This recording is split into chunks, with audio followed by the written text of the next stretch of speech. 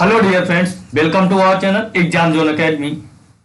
आज की क्लास में हम पढ़ेंगे वैदिक कालीन जो सभ्यता थी उसके जो क्लास नंबर 3 होगी। इससे पहले हम लोगों ने 76 क्वेश्चन डिस्कस कर चुके हैं। आज की क्लास ये वैदिक कालीन सभ्यता से 3rd क्लास है। ठीक है, तो अगर ये क्लास आपको पसंद आती है तो लाइक करना, शेयर करना, चैनल को सब्सक्राइब करना। चलो स्टार्ट करते हैं। तो प्राचीन भारत जो व्याकरण है अष्टाध्यायी के जो रचनाकार है वो कौन है? तो प्राचीनतम जो व्याकरण है यह संस्कृत में लिखी गई। किसमें लिखी गई? संस्कृत में लिखी गई। अष्टाध्यायी की जो रचना है यह पाणिनि ने की थी। किसने की थी? पाणिनि ने जो की थी वो अष्टाध्यायी की रचना की थी। किसकी की थी? अष्टाध्यायी की रचना की थी। ठीक है, अष्टाध्यायी की पाणिनि ने रचना की थी, जबकि पतंजल ने योग शास्त्र की। कपिल आप जानते हैं गौतम ने किसकी बात की थी? तो गौतम ऋषि किसकी बात की थी? बताओ, हमने इसको बता चुके हैं। ठीक है, गौतम ने न्याय की बात की थी। ठीक है, उसके बाद में अगला जो प्रश्न पूछा गया है, निम्न में से कौन सी स्मृत प्राचीनतम है? प्राचीनतम स्मृत की बात करता तो आप जानते हैं मनु स्मृत जो है वो सबसे प्राचीनतम है और इसे विधि शास्त्र भी कहा जाता है। क्या कहा जाता? विधि शास्त्र के विधि के रूप में भी इसे मान्यता दी गई है। ठीक है, तो ऑप्शन नंबर ए क्या हो जाएगा? राइट आंसर हो जाएगा। जबकि उसके बाद में अगला जो प्रश्न पूछा गया है, आदि काव्य की संज्ञा किसे दी जाएगी? तो आदि काव्य की आदि काव्य की जो संज्ञा दी जाती है वो रामायण को दी जाती है। किसको दी जाती है? रामायण को दी जाती है।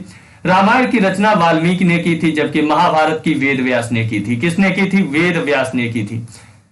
ठीक है, तो ऑप्शन नंबर ए क्या हो जाएगा? राइट आंसर हो जाएगा। उसके बाद में अगला प्रश्न पूछा गया, प्राचीनतम पुराण। बहुत बार प्रश्न पूछा गया, मत्स्य पुराण जो है वो सबसे प्राचीनतम पुराण है। कौन सा है? प्राचीनतम। 18 पुराण होते। कितने होते? 18 होते। मत्स्य होता है, भगवत होता, विष्णु होता, वायु होता है, गरुड़ पुराण होता है, स्कंद पुराण होता है। ठीक है, तो ये सभी क्या होते हैं? ये पुराण होते हैं। तो ऑप्शन नंबर ए क्या हो जाएगा? इसका राइट आंसर हो जाएगा। उसके बाद में अगला जो प्रश्न पूछा गया, ऋग्वेद में सबसे पवित्र नदी किसे माना गया है? तो ऋग्वेद में जो सबसे पवित्र नदी वो सरस्वती को माना गया। किसको? सरस्वती को माना गया है। ऑप्शन नंबर बी क्या हो जाएगा? इसका राइट आंसर हो जाएगा। उसके बाद में अगला प्रश्न पूछा गया है, वैदिक समाज की आधारभूत इकाई क्या थी? कुटुंब, कुल थी, ग्राम थी, विष थी, जन थी। तो आप जानते हैं कुल और कुटुंब वैदिक समाज की आधारभूत इकाई थी। तो option number A right answer हो जाएगा। उसके बाद में अगला प्रश्न पूछा गया है, ऋग्वैदिक काल के उस सबसे प्रधान देवता की पहचान करें जिसकी स्थिति में 250 सूक्तों की रचना की गई थी। तो आप जानते हैं 250 सूक्तों की जो रचना की गई थी वो कौन से थे? वैदिक कालीन जो वो थे तो कौन थे? इंद्र थे, अग्नि थे, वरुण थे या सूर्य थे। तो आप जानते हैं जिनके बारे में 250, तो वो इंद्र थे। इंद्र को क्या कहा गया है? ठीक है, तो ऑप्शन नंबर ए क्या हो जाएगा? राइट आंसर हो जाएगा। Option number A right answer हो जाएगा। उसके बाद में अगला जो प्रश्न देखते हैं, अगला जो प्रश्न की बात करते हैं, तो अगला प्रश्न क्या होता है?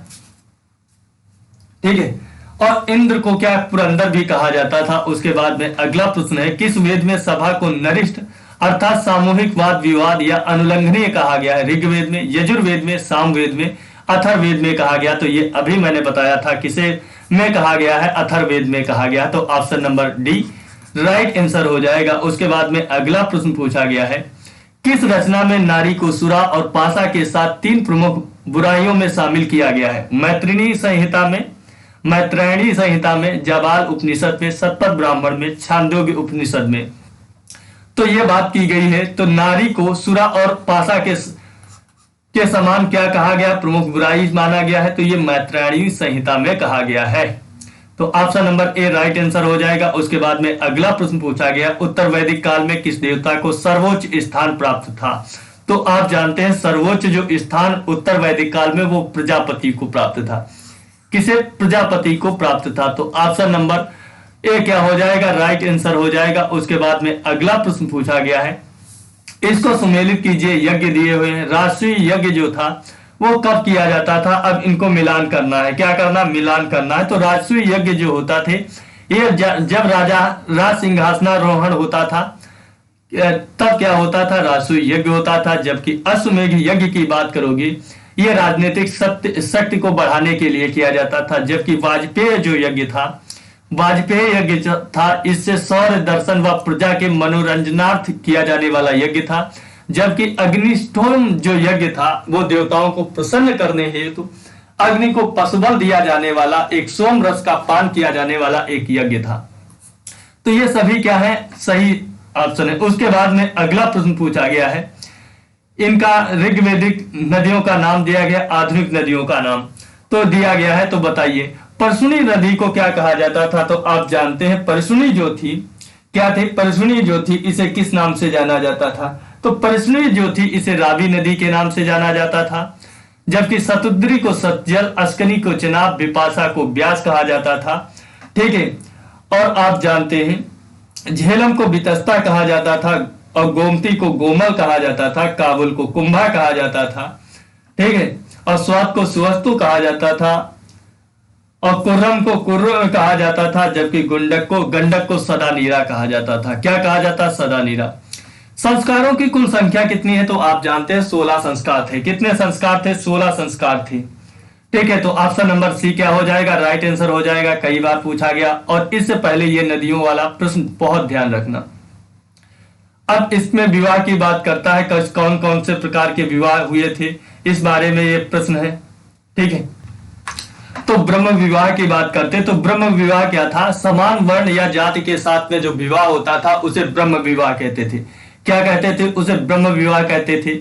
जबकि आपकी दैव विवाह की बात करते हैं तो पुरोहित का जो पारिश्रमिक में मिले, जो कन्या मिलती थी, कन्या के साथ में जो विवाह होता था उसे दैव विवाह कहते थे। पुरोहित जो होता था उसे परिश्रम के तौर पे जो कन्या के साथ में विवाह करता था उसे दैव विवाह कहते थे। जबकि आर्ष विवाह की बात करते हैं तो यह कन्या मूल्य के रूप में एक जोड़ी गाय या बैल को चुरा कर किया गया विवाह जो होता था उसे आर्ष विवाह कहते थे। जबकि प्रजापत्य जो विवाह था, जो बिना दहेज के विवाह था, उसे प्रजापत्य विवाह कहते थे। क्या कहते थे? प्रजापत्य विवाह कहते थे। उसके बाद में अगला प्रश्न पूछा गया है, गंधर्व विवाह की बात करते हैं। अगला फिर विवाह से संबंधित दिया गया प्रश्न। तो गंधर्व विवाह जो था ये प्रेम विवाह था। प्रेम विवाह को गंधर्व विवाह कहते थे। जबकि असुर विवाह की बात करते हैं तो असुर विवाह में क्या था? वो कन्या को खरीद कर किया गया जो विवाह था उसे असुर विवाह कहते हैं। जबकि राक्षस विवाह जो होता था, राक्षस विवाह जो था उसमें क्या करता था? पराजित राजा की कन्या का अपहरण की गई कन्या के साथ विवाह करता था। जबकि पैशाच विवाह जो होता था, सोई हुई अवस्था में कन्या को गुमराह कर या मानसिक रूप से अस्वस्थ कन्या को गुमराह कर जो किया गया विवाह था उसको पैशाच विवाह कहते थे। उसके बाद में अगला प्रश्न पूछा गया है, 3 ऋण में शामिल नहीं है। कौन सा 3 ऋणों में शामिल नहीं होता है?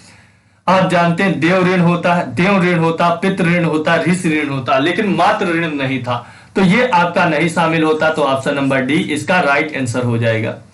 उसके बाद में अगला जो प्रश्न पूछा गया है, ऋग्वैदिक काल से संबंधित मृदभांड संस्कृत है, गैरवर्णी मृदभांड संस्कृत है, चित्रित धूसर मृदभांड संस्कृत है, ए बी दोनों है या इनमें से कोई नहीं।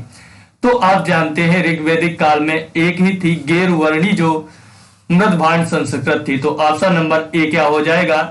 राइट आंसर हो जाएगा। उसके बाद में अगला प्रश्न पूछा गया है, उत्तर वैदिक काल से संबंधित मृदभांड संस्कृत। तो गैरवर्णी मृदभांड संस्कृत ये तो ऋग्वैदिक काल, चित्रित धूसर मृदभांड संस्कृत ये उत्तर वैदिक काल। तो सी दोनों थी। कौन सी थी? दोनों थी। तो ऑप्शन नंबर उत्तर वैदिक काल की बात करते हैं तो आपके चित्रित धूसर मृदभांड संस्कृत थी। जबकि गैरवर्णी मृदभांड संस्कृत ये आपके ऋग्वैदिक काल की थी। तो ऑप्शन नंबर बी इसका क्या हो जाएगा? राइट आंसर हो जाएगा। उसके बाद में अगला जो प्रश्न पूछा गया है, हरियाणा प्रांत में चित्रित धूसर मृदभांड स्थल किस स्थान पर हाल में किए गए उत्खननों से प्रकाश में आया है? आलमगीरपुर तो ये मेरठ उत्तर प्रदेश में है, भगवानपुरा है, हस्तिनापुर है, कुरुक्षेत्र है। तो आप जानते हैं वो कौन सा क्षेत्र है? भगवानपुरा है। भगवानपुर है। तो option number B right answer हो जाएगा। जबकि हस्तिनापुर कुरुक्षेत्र की सबसे पहले खुदाई। प्राचीनतम विवाह संस्कार का वर्णन करने वाले विवाह सूक्त किसमें पाए जाते हैं? ऋग्वेद में, यजुर्वेद में, सामवेद में, गृह सूत्र में। तो आप जानते हैं ऋग्वेद में पाए जाते हैं। किस में पाए जाते हैं? ऋग्वेद में पाए जाते हैं। ऑप्शन नंबर ए क्या हो जाएगा? राइट आंसर हो जाएगा। विवाह सूक्त किसमें? ऋग्वेद में पाए जाते हैं। ऋग्वेद में अगन्या वध योग्य नहीं शब्द का प्रयोग किसके लिए, तो आप जानते हैं गाय के लिए किया गया था, अगन्या किया गया था। गाय का जो व्यापारी होता था उसे पड़ी कहते थे। क्या कहते थे? पड़ी कहते थे। जो उस समय ऋग्वेद काल में कर जो दिया जाता था, टैक्स जिसे कहते हैं, वो आपका बलि होता था। उसके बाद में अगला प्रश्न पूछा गया, सुमेलित करना है। संग्रहित जो होता था वो कोषाध्यक्ष होता था। संग्रहित जो होता था वो क्या होता था? वो कोषाध्यक्ष जो होता था वो संग्रहित करता था। जबकि भागदूत जो होता था, भागदूत क्या करता था? कर संग्रह करता था। जबकि क्षमता या क्षत्रिय सहायक जो होता था वो क्या करता था? वो आपका प्रतिहारी या राजा प्रसाद का रक्षक था। जबकि अक्षवाप जो था ये कौन था? अक्षवाप पासे का खेल में राजा का जो सहायक होता था उसे अक्षवाप कहते हैं। ऋत प्राकृतिक संतुलन स्थापित करने के कारण किस वैदिक देवता को ऋतस्य गोप कहा गया है? ऋतस्य गोप किस देवता को कहा गया है? तो आप जानते हैं ऋतस्य गोप जो है वो वरुण को कहा गया। किसे कहा गया? पुरंदर को किसको कहा गया? किलों को ढहने वाला। या पुरंदर जिसे कहा गया वो किसे कहा गया? पुरंदर जो कहा गया वो आपके इंद्र को कहा गया था। तो option number B right answer हो जाएगा। उसके बाद में अगला जो प्रश्न पूछा गया है, निम्नलिखित में से कौन मूलतः जल या समुद्र का देवता था? तो जल या समुद्र के देवता की बात करते वो आपका वरुण था। कौन था? वरुण था। तो ऑप्शन नंबर सी जो हो जाएगा वो राइट आंसर हो जाएगा। अभी ऋत प्रकृत की जब बात करते हैं तो वो आपका वरुण था और आपका जिसे जल या समुद्र का भी देवता कहते हैं। उसके बाद में अगला प्रश्न पूछा गया है। अगला जो प्रश्न पूछा गया है, तीन क्रमों या पगों में तीनों लोग को माप लेने के कारण किसे उपक्रम कहा जाता है? सूर्य को, सवित्र को, मित्र को, आदित्य को या विष्णु को किसे कहा जाता है? तो यहां पर विष्णु जो है वो ऑप्शन छूटा हुआ है। ठीक है, तो यहां पर आदित्य जो होगा ये नहीं होगा, विष्णु होगा, ऑप्शन नंबर चौथा। तो तीन क्रमों या पगों से तीनों लोगों को जो नापे थे वो विष्णु थे। तो ऑप्शन नंबर डी क्या हो जाता है इसका राइट आंसर। उसके बाद में अगला प्रश्न दिया हुआ है, सुमेलित करना है। पूषण जो होता है, पूषण किसे कहा जाता था? पूषण विवाह का देवता था। क्या था?